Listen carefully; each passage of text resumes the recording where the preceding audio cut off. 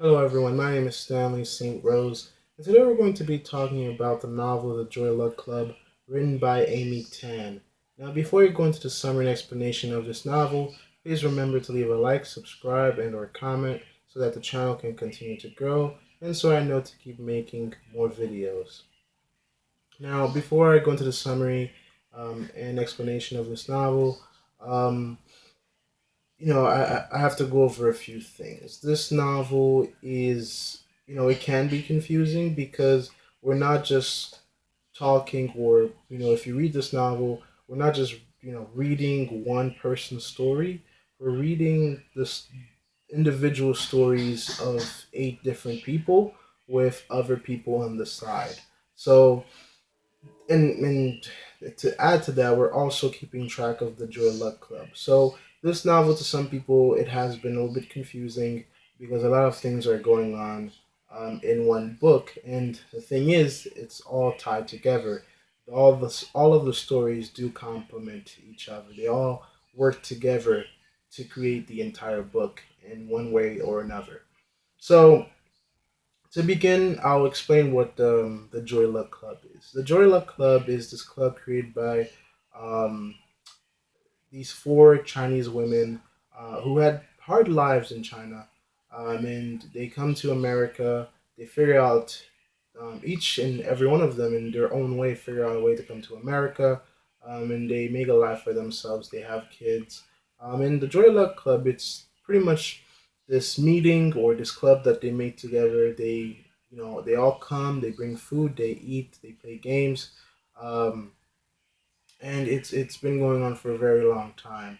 And so that's the club. And while they're in the club, we do get a little taste, or we understand, or we get the story of where they come from and how they get to be where they are. Now, after we get to know these mothers in the Joy Luck Club, we get introduced to their daughters and their stories and how they live in America as Chinese Americans, and also what their relationship with their parents are.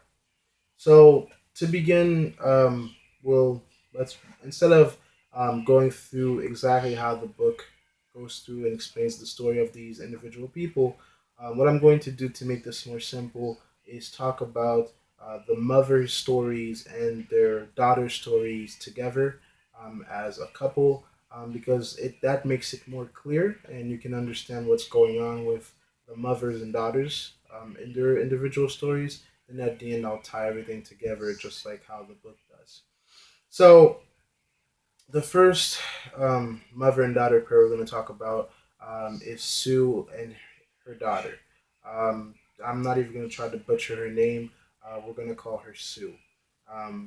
When you look at the book, when you look at the name titles, you're going to know exactly what I'm talking about. So we're just going to call her Sue. It's Sue Yuang, if I'm saying that right. So I'm not even going to keep trying that. We're gonna call her Sue. So Sue, her story is basically she had a life in China. She had a husband, and she gave birth to two daughters. And she had a wonderful life. Her husband was well known. He was making good money, and she had a good life.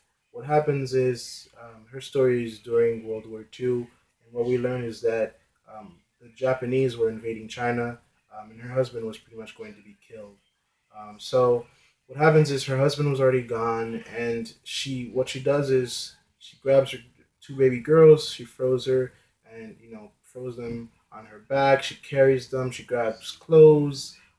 She grabs food. She sews, and this is really smart of her. She takes her clothes and she sews, um, you know, priceless things in her clothes, or money, or things that she can trade or give away that are valuable for herself to um, get a ride or a hitchhike. And the problem with that is when she gets on the road, she realizes that everybody's trying to get a ride, and no cars are stopping because they're afraid, because everybody's asking for a ride. And if you stop, you can get a whole group of people trying to climb into your car, and that can be a horrible situation. So no cars are stopping. She can't get a ride. She has two babies that are not even over the age of one. She's carrying them. She's carrying clothes. She's carrying food, and she's just fighting. She does this for several days until she realizes she can't go on. First she drops the clothes, she throws them away. Then she drops other things to make herself lighter so she can continue.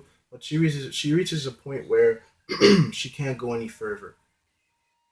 And what she does is she takes the baby, she puts them on the side of the road, she puts a bunch of valuable things with them, and she leaves a note. She says, anybody who can take care of these kids, please do. I'll pay you someday, and all of this. And she leaves the kids on the side of roads, which is really sad, which really hurts her. Now, the babies don't die. Somebody does find them, and that person raises them, adopted them, and the girls, they're fine. But she, the mother, soon never actually reunites with the girls ever again. She dies before she can do so. She does get some type of closure because she does find out before she dies that the girls are still alive. So that was very fortunate. But sadly, she never really goes back to China and find them and meet with them again. She dies before she could ever do that.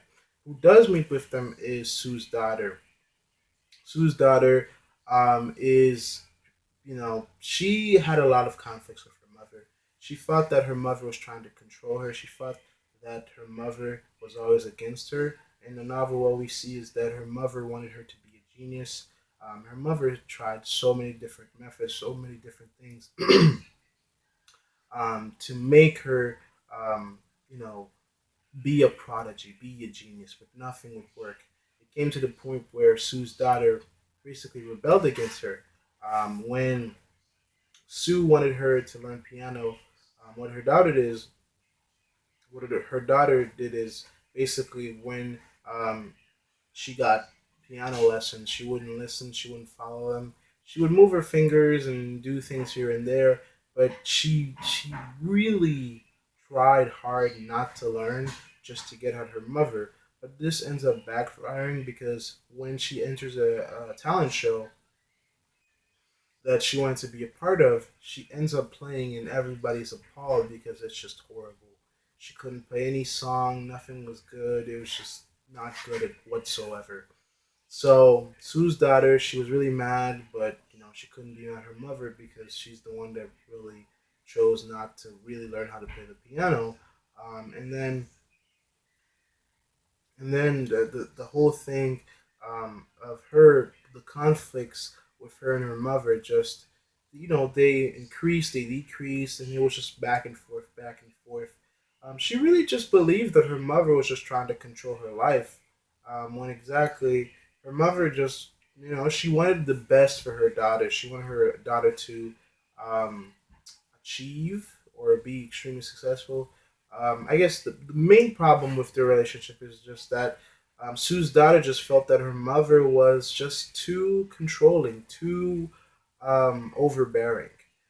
So that's really the story. The most important moment for Sue's life is the very fact that she left those daughters, and that really haunted her. She spent her entire life looking for them and trying to find them. She did find them, as I said, but she never saw them again. At the end of the novel, we do see Sue's daughter going back to China and reuniting with her half sisters, which does bring some closure of these, two branches of the same tree kind of reuniting. So that's like a little warm ending to their story. That's Sue's stories and her daughters. The next person we're gonna talk about is the Mei Shu mother and daughter story. So Mei Shu, now this can get quite confusing. What happens is we go back to the past to understand what Mei Shu's family situation is. Um, so what we see is that we see Mei Shu, or I guess we can say the grandmother, um, was in China, and her husband, who was high of esteem, he dies, and she becomes a concubine, or she becomes the wife of this man who had multiple wives. And then what happens is she ends up killing herself. Um, just so her daughter could go to the United States. The daughter ends up having, seven children, and the youngest, a little boy, he dies, which is one of the important moments of the novel for the May Shu family. And then May, she has a daughter, and then her daughter, her problem or the thing that she goes through is not being able to make decisions. So May Shu, her story, or May, her story is, or the mother, because this can get really confusing. So the grandmother, she was a concubine. She gets raped. She kills herself so May could go to the United States and live a better life. May does go to the United States. She has seven kids.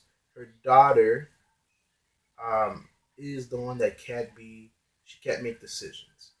May's pivotal moment is losing her son. Her son drowns at sea. She tries all that she can. She tries religion. She tries all her beliefs, all her, superstitions, things like anything she could do to get her son back. But he's dead. He's not coming back.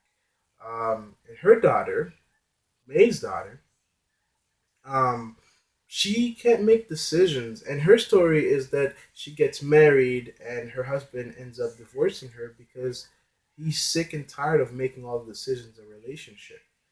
The problem is when you're in a relationship and you're the one making all the decisions, you're the one making all of the failures. So 50% of all the success is yours and six and wow, I just messed that up. Excuse me. 50% of the success is yours and 50% of the failures are is yours. So he was just in a place where um, he couldn't win, and he didn't want to live with May's daughter, and he ended that divorce. He ended that marriage, with a divorce, and he said the reason why it's because you can't make any decisions. He even questions their marriage. He's like, "Why did you marry me? Because you really can't make any decisions about anything." So that's Mei Shu's family story. It ends with the daughter, her marriage ending badly because she made her husband do everything. The husband decide what house they would live in, what food they would eat, every single thing. She just wanted to lay back and she just agreed with everything that he said. So it, you know, he didn't want to deal with that burden of always being the breadwinner, of always being the person who makes the decisions, because that can be quite tough sometimes. Sometimes you just need someone to help you out, someone to support you, or to make the decision sometimes. Because sometimes you might just not want to be that primary decision maker in a relationship. So that's Mei Shu and her family. The next we're gonna go to the Lindo. Lindo, their family is quite interesting. Um, what we learn about this family is that the mother, when she was in China, she was in an arranged marriage. So in this arranged marriage, she hated it. She did not want to be married. Let me just take a peek at my notes. Um, in this arranged marriage, she was not happy, and she wanted to get out of it. And what she does is she tricks the family that the the son was in. She tricks his parents to let her leave and go to America because she told them that she was not the right person to marry their son and that a servant in the household was a more worthy individual of being the son's wife.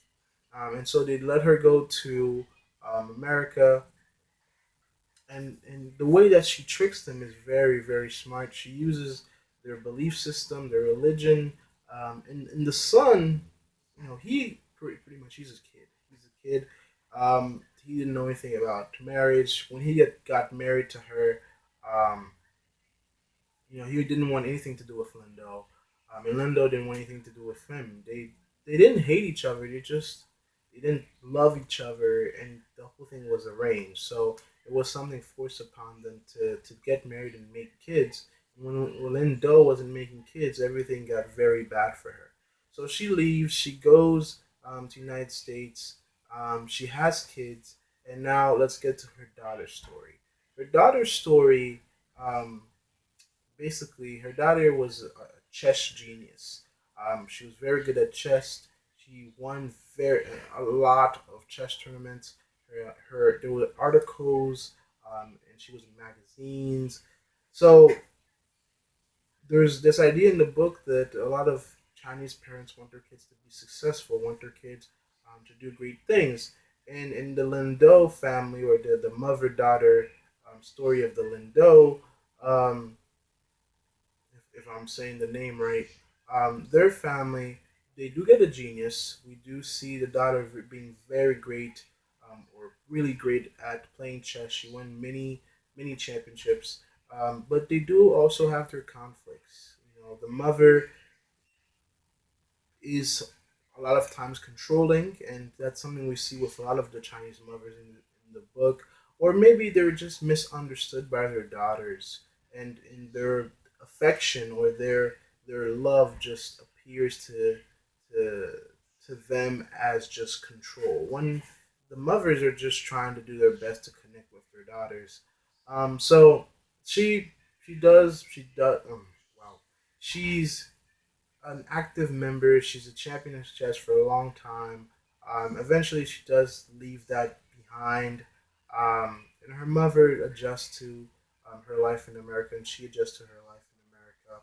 Um, the next family we're going to talk about is the last family. It's the Ying Yang, if I'm saying that right. The Yang, um, the Claire Ying Yang family, and I know I'm butchering that. But in this family, we have this woman, this Chinese woman. She's in China. She gets married to this man. The man gets her pregnant. Then he leaves. She gets an abortion, and then she lives in poverty for 10 years. And then she gets married again. She moves to the United States. She has children. Her daughter comes along, and um, her whole thing with marriage is that she made her husband keep track, and she kept track of the purchases ever since their first date. And the relationship just really, really took a hit from that because if you're in a marriage and you have to keep track of even toilet paper, of who's using it and how much and who's paying for it, you're not really a unit. You're not really together. It's everybody for themselves keeping track, and you're sharing everything, but you're really not happy in this relationship. They end up getting a divorce. They're not happy, and so that relationship doesn't end really well. Those are the mother daughter groups. It's Sue, the Mei Shu, the Lindo, and then the Yin Yang. If I'm saying those right, I know I may be butchering those names, but that's where my pronunciation is at with these Chinese names. Those are pretty much what the stories are. We see these Chinese mothers coming to the United States, leaving their lives, the lives that they had behind, come to the United States, and they have to um, learn everything else or try to be a part of their Chinese culture while being also a part of the American culture. There's some interesting parts in the book where we see the daughters translate things for their mothers not quite understanding American culture, how they fit in it. There's several things about balance, about folklore, about religion, and it goes throughout the entire book. Yeah. So we've already gone through. Let me just check. Okay. So we've already gone through the individual stories and the mother stories, and the daughters. We've briefly touched upon what the daughters did and what their lives were in the United States. So as a whole, and and let's go back to how the books, went through this whole narrative of these individual stories. Um, it's really it's all woven together to give you this view of how these families, these mothers, are coming from China, and they fought really hard to come to the United States. Some of them used deception. Some of them were just lucky enough to get here. Some of them did all sorts of things to come to the United States. These mothers, they come here, and then they give birth to Chinese American children, and it's almost as if the children that they give birth to in the United States, they basically don't understand them because they don't understand the Chinese culture, and their mothers try the best as they can to connect with their daughters, but sometimes their love or the way that they try to connect with them just come off as force or control, or just not love at all. So there's several side stories and several other characters in the novel that give us some more insight into the bonds between mothers and their children, and those do come in handy. But if I would, if I were to go through all of them, this video is would be longer than it already is. But for the most part, in terms of analysis, in terms of the big picture of this book, we do get a sense of you know these mothers trying desperately to keep in touch with their daughters. And we also see the daughters trying to be a part of the American culture, and soon sometimes they do discover little parts of their Chinese heritage and little parts of their Chinese culture within themselves. Sue, her daughter, does go back to China and see her other sisters, and I do believe that helps her connect with her heritage, with who she is a little bit more. When you come to the Mei Shu mother and daughter connection, or their story. Mei Shu, her daughter was, or her daughter was indecisive, but she does learn how to be more decisive in the end because her husband said, I'm divorcing you because you can't make a decision. You gotta help me out and make decisions. And since you can't, since I literally have to be your parent, I don't want to be in a relationship with you. So May's daughter does learn how to be more independent. The Lindo, we do get this girl, this daughter who knows how to play chess, who knows how to take care of herself, and the mother, she's very clever, knows what she's doing. And then we go to the last family, which is the Claire Ying Yang, and their whole thing is the daughter's thing is pretty much, she had this whole thing of being independent, and this really reminds me of the current movement of equality or gender equality that the United States is in right now, and I I can assume or speculate that she wanted to be equal and she wanted to be the same as her husband, keeping track of who pays what. But it really backfired because that whole keeping track and keeping listings, when you're in a marriage, it doesn't bring you together. It just makes the marriage miserable. The fact that you have to keep track of who's buying shampoo, or who's using the toilet paper, or even just sanitary things. It's just when you're married, that those things, it's just somebody buys it. It really shouldn't.